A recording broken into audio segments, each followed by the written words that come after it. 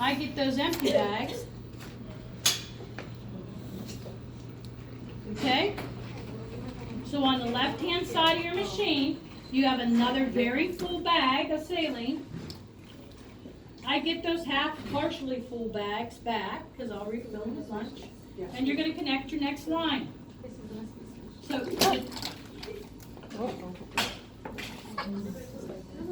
how much are you losing? Not much. Okay. So it should have, okay? So they already have spikes on them, so just recap it for me. And I'll refill these up. Where's the bag?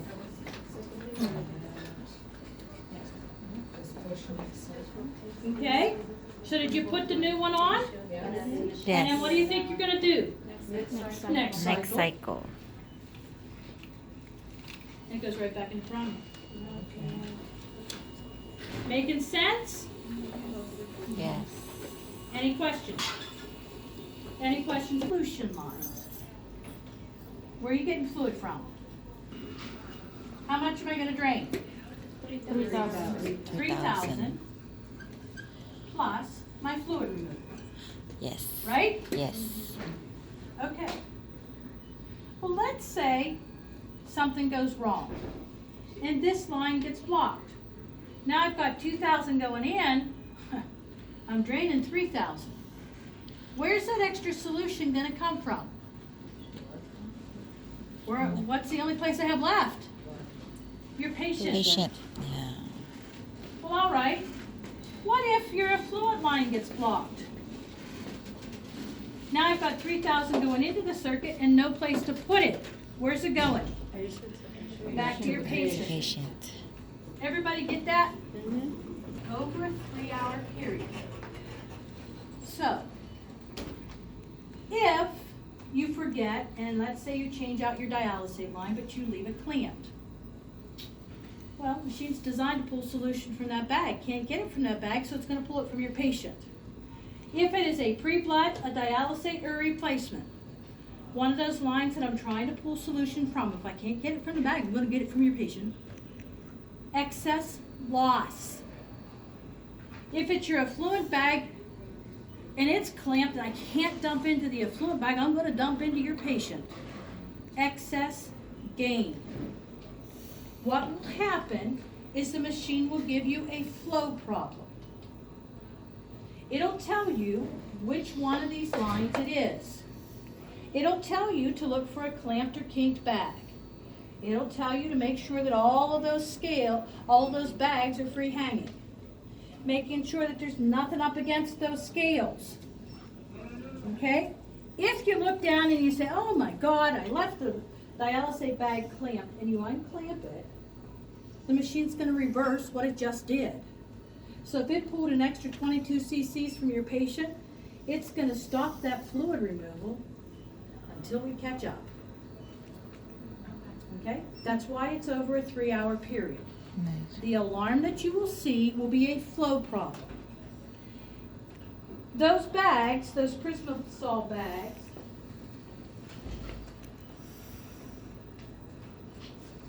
have the ability to spike and lure. Like I said before, I would recommend using the lures because this is a one-way valve.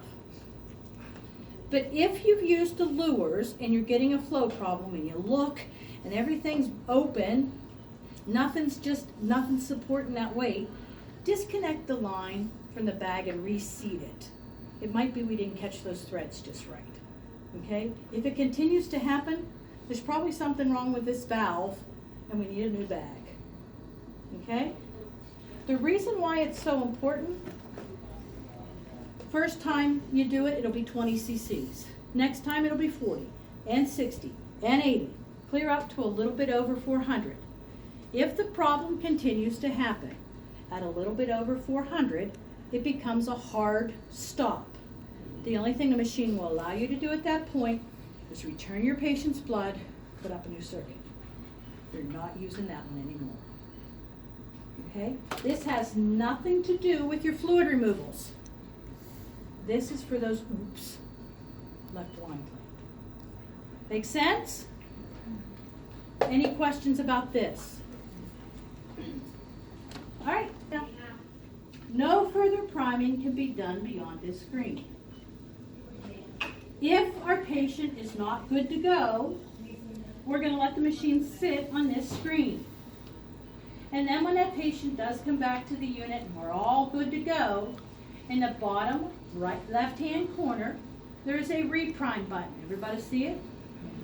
That would require 2 bags of saline, and we would reprime. The manual prime, next button in, if you're in a hurry to start therapy, you would use 1 bag of saline, but you have to press and hold the manual prime for about half a bag. Okay, makes sense? All right. Your patients are all good to go because on the right-hand side of your machine, you have another bag of saline that has a smiley face drum on it, and it has a dual lumen catheter hanging out the bottom. That would be Mr. or Mrs. Saline. They're here today to be our patient. All right? So we're going to go through this screen. Number 1 says that we are testing the remote alarm system, and you should have a red flashing light on top of your machine. No. Do you have a red flashing light on top of your machine? Yes. Yay! Number 2. Inspect the Prismaflex set for air. Hey, you got any air bubbles? No. Okay, I'm hearing some on the affluent Here. line. Do we need to worry about them? They're too small. On the affluent line? On that Where are they front gonna wind line. up? In the bag. In the bag. The bag. Any place else? That's gonna go to the filter. Nope. Really? Because this would be the first time that I've ever had a circuit without air bubbles. The filter. The filter, yeah. All right. Hey, look. Return to the patient. That's the return Yeah. line. Yeah, we do need to worry about it. It's gonna go through the chamber. All right. So, what I want you to do is I want you to tap that filter till you can get a couple of air bubbles that you can see. So bring them up so that they're sitting on that return line. All right? Can everybody see an air bubble? Yep. All right? Press and hold your manual prime. See where they wind up. Press and hold. Hey, where'd they go? Yay. That's Pappy. That's why it's there. Go into the bag. And on down to that. Okay, just be careful because those you're working off those priming bags on the side. That's why I overfill them. Actually going to tell me to clamp that blue slide clamp. And when I clamped it where I found it.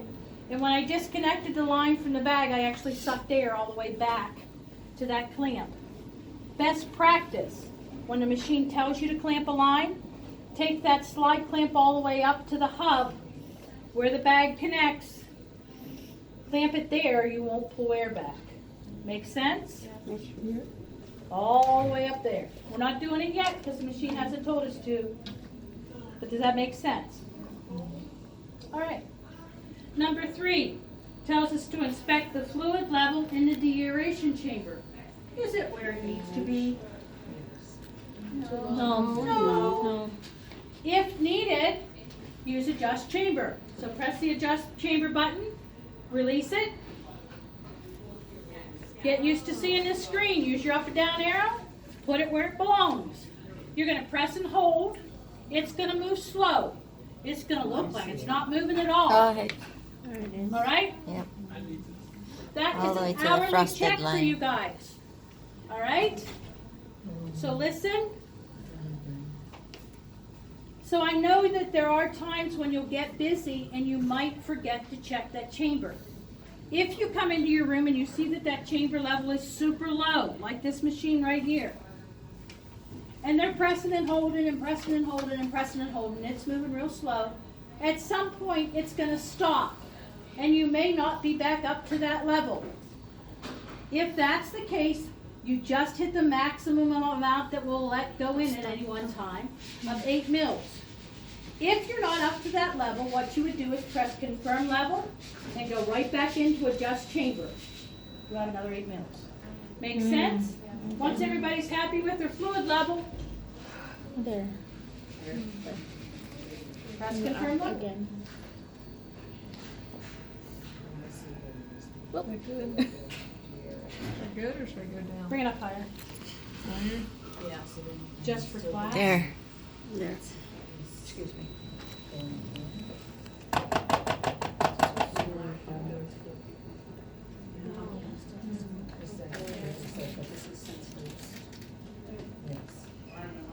Does it go down? It goes down, that's why it's an hourly check. All right? Number 4 says if your patient is ready to connect, they're on the side of your machine, they're ready to connect. Press continue. Okay? So the first thing that comes up is that excess gain or loss limit of 400. Everybody okay with that? Mm-hmm. If there was a small patient, your physicians could write to change that limit. It can be changed down, but it cannot go up. Okay? Most of the time, all the time, Valley's going to accept the default on the machine of 400. All right? So confirm that, please. And now we're ready for our doctor's order. Looking at your doctor's order right now, they've ordered a blood flow rate of 250. So find blood, put it at 250.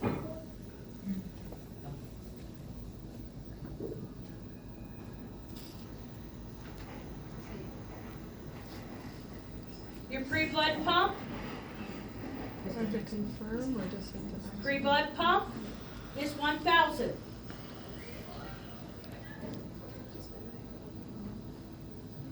Oh, it's gonna go. Wow. Oh, It's there going to you move go. slow and then it's going to start to jump. You're going to 1,000.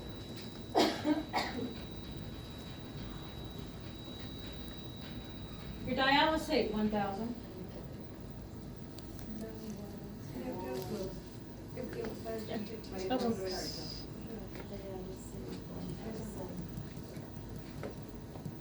Your replacement, 1,000.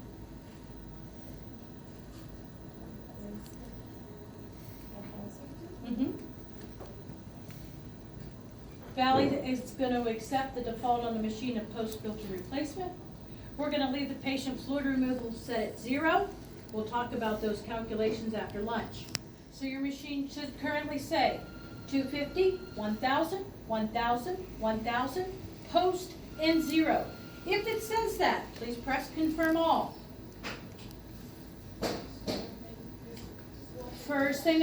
Next thing that comes up is our anticoagulation settings. If you'll look, we're talking continuous rate here. Everybody see where it says the continuous rate is 0 mils per hour. Is that how we normally do heparin? No, we do heparin in units per hour. So the default, the machine or Valley's choice is that you would run 1,000 units per hour. Okay, that's what their suggested dose is, and it just so happens that the concentration of your heparin will be 1,000 units per cc. So if my physician wanted 1,000 units per hour, what would I be setting that continuous rate for? 1. We're going to leave it set at 0 because it's only saline. Saline. Make sense? Mm-hmm. On your order sets, we also have the ability to deliver a bolus dose of heparin at the beginning of therapy. See that third button over that says bolus delivery? Mm-hmm. We're not going to go into that right now because I can only bolus my patient once I'm in therapy. So we'll come back to visit that in a little bit. All right? We're leaving it the continuous rate set at 0 because it's only safe. Everybody good? Press confirm all. Every 3 screens you put something in the machine that says, hey, this is what you told me. Is this what you meant? My blood flow rate's at 250. All of my solutions are running at 1,000. I'm not taking any fluid off right now. Underneath that, my treatment, my excess gain or loss limit is set at 400. That's that loop of hose I just drew on the board.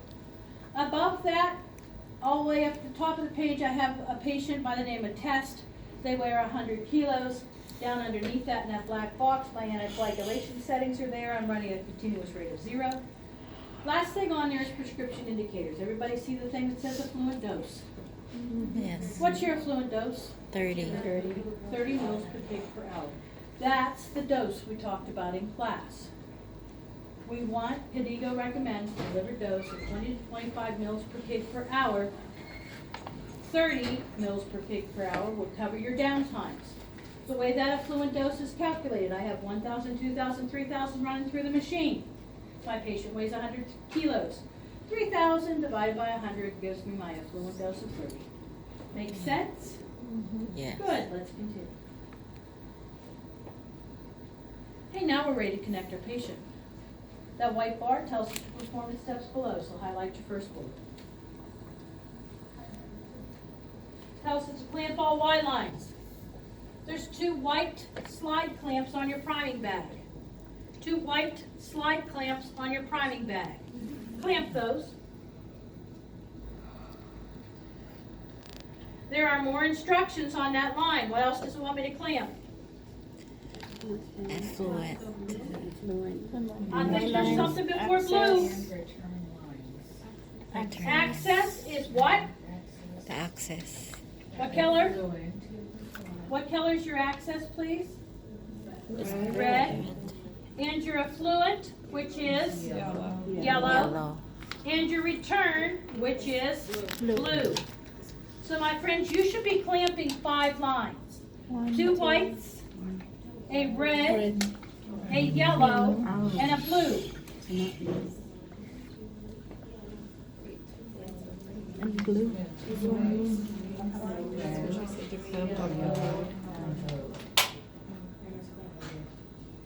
You don't want that? Okay? Making sure that blue clamp is all the way next to your bag so you don't suck air. All right?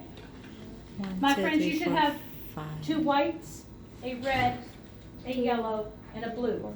5. No more, no less. All right? Highlight your next bullet. We're going to disconnect our access line from our Y line. So which one am I pulling off? Picture change. Red. So you're going to take your red line Red. off of that priming bag and move it over to your patient. All right?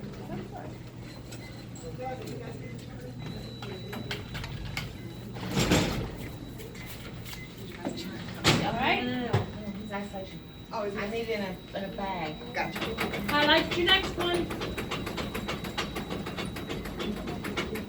Disconnect your return line from your affluent collection bag and put it to the blue lower lock of your patient's catheter.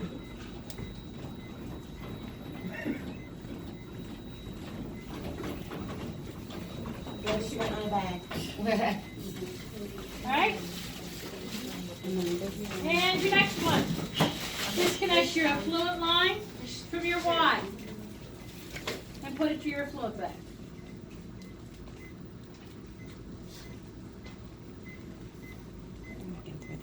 Okay? Last bullet. Unclamp your affluent. Your access. Your return. And your patient catheter lines.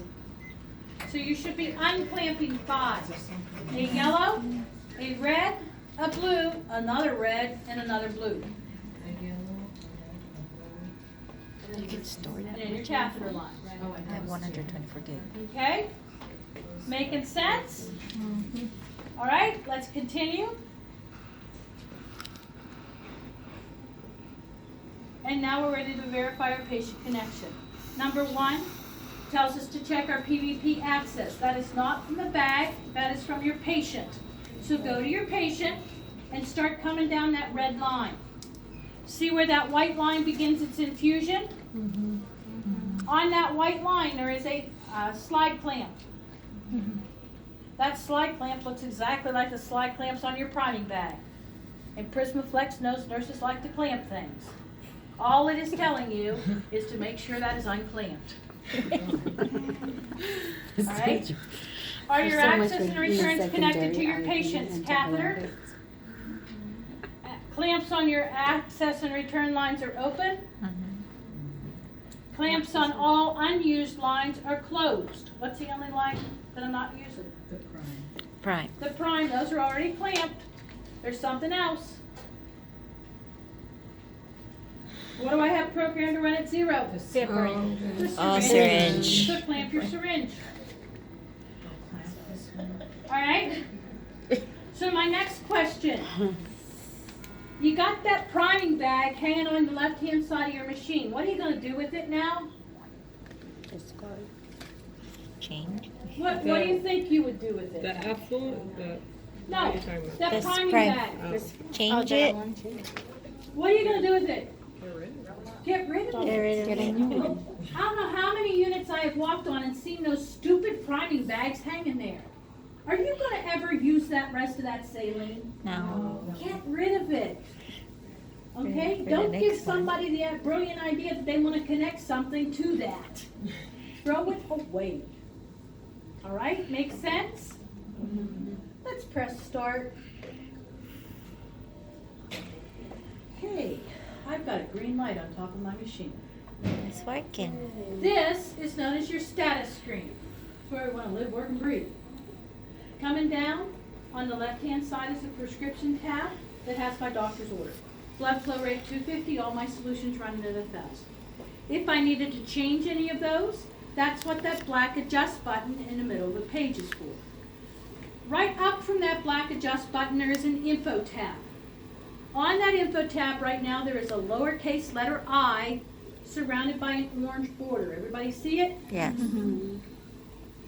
That happens when the machine first turns on. See all those pressure bars, access, filter, fluid, effluent, and return? They're all grayed out. That's because when that orange border is there, the machine is trying to figure out where that circuit likes to live with that patient. Once it figures out its happy spot, that access, filter, effluent, and return will have a green area, a yellow area, and a red area. That black diamond that's on those pressure bars right now is the minute-to-minute pressures being generated by the machine. Okay? Excuse me.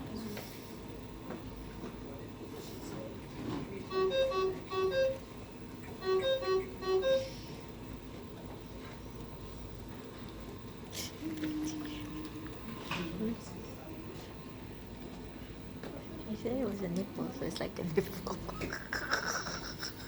Okay. And they weigh 100 kilos. Right below that, there is the word anticoagulation. Press it.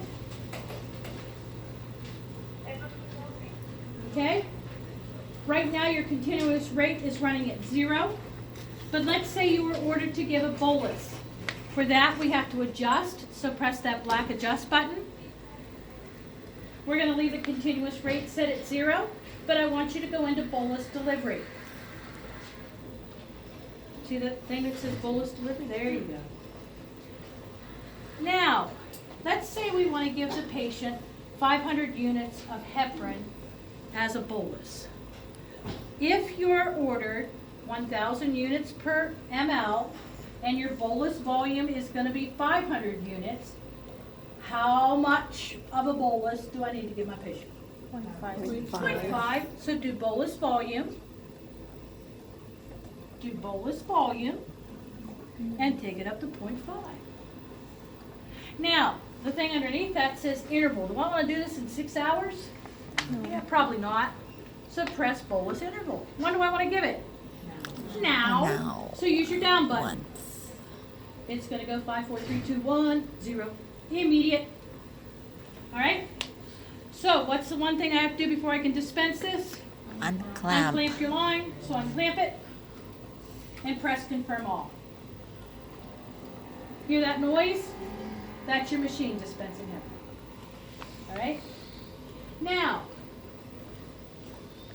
go back to your prescription tab for me, please.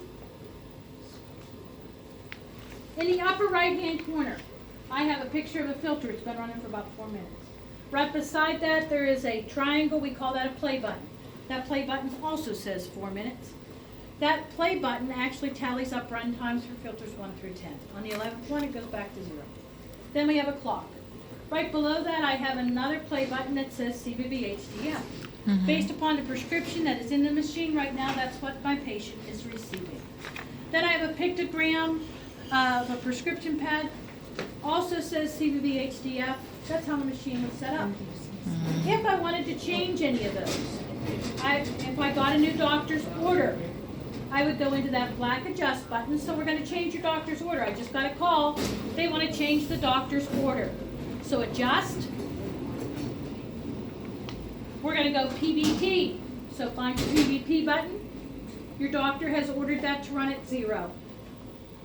So press and hold.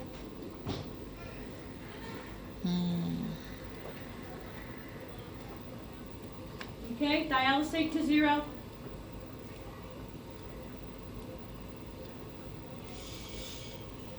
Replacement to 0.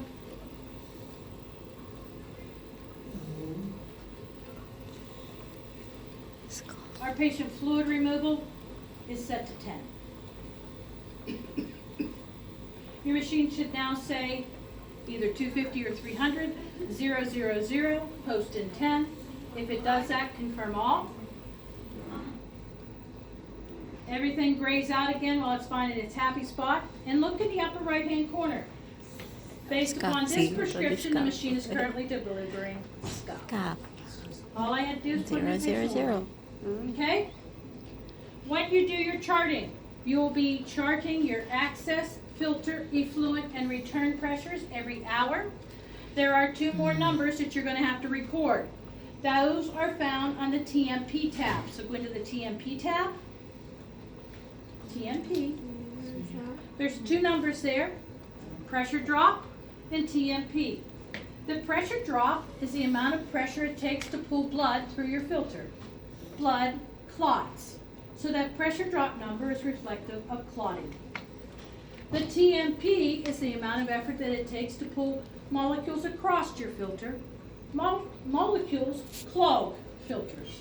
So that TMP is reflective of clogging. We'll talk about those more after lunch. Okay, go back to the info tab. First button up we're going to talk about is stop. Press it. Stop. That was the weights. STOP. Okay. So we've got a resume button there, but let's talk about the other buttons. Change set. If you needed to change out your circuit, you would press change set. Go ahead and press it. What's the first option the machine gives you? Return blood. Return blood. We're not quite there yet, so we're going to cancel that.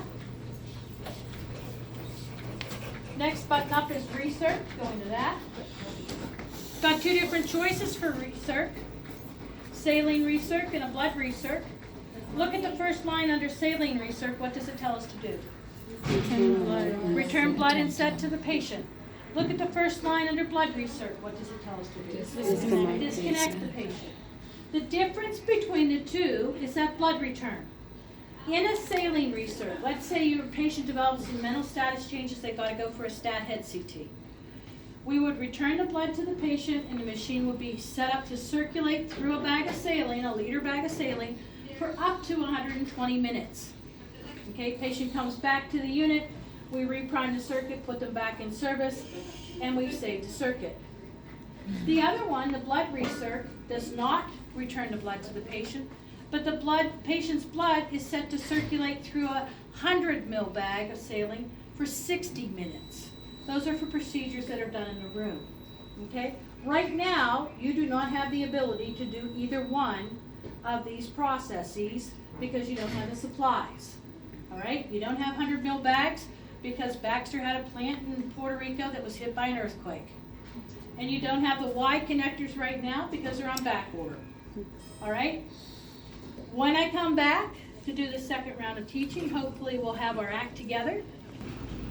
Hey, can you guess what the first line's going to be? Return the blood. Whenever we're doing something with that circuit, it's that important. Okay? We're not quite there yet, so let's press cancel. And resume therapy. Okay? Next button up, change bags. Let's go into that. is if you want to change a bag preemptively. Let's say you're in an isolation room and you look down, oh, that bag will be empty before I get out of here. This will allow you to change all 4 bags at once. It doesn't care. But in that white bar, once again, it tells us to open only 1 scale at a time. So you can pull out the purple scale, change it, push it back in. Move on to the white one, change it, push it back in. Doesn't care. All right, you can pull out a scale now if you want. Just do not pull out the yellow ones because it'll expect to see an empty bag and I ain't got none. So pull out one of your solution scales. Pull it out until it locks in place. See how your picture changes? It's just a reminder of how to prepare your bag.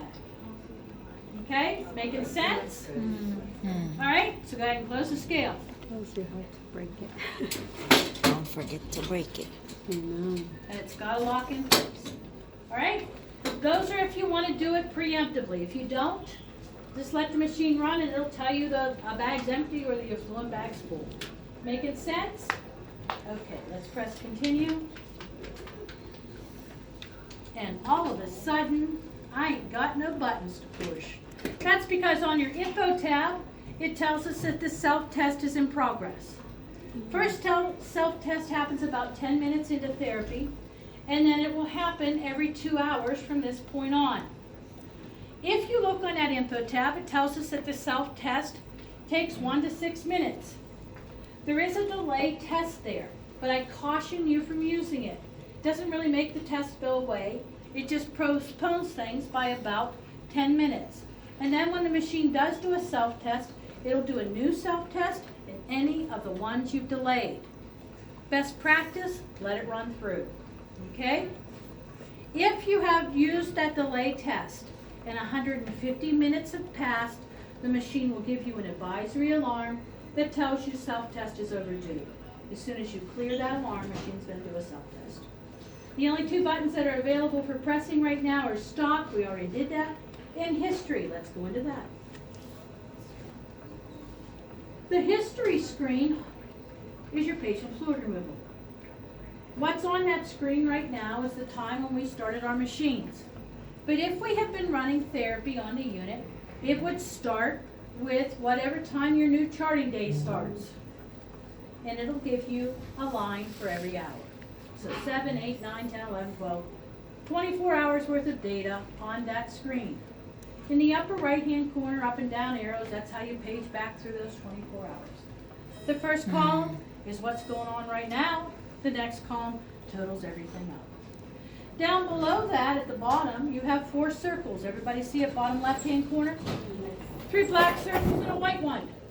The white one is today's worth of data. The other 3 are the 3 previous days.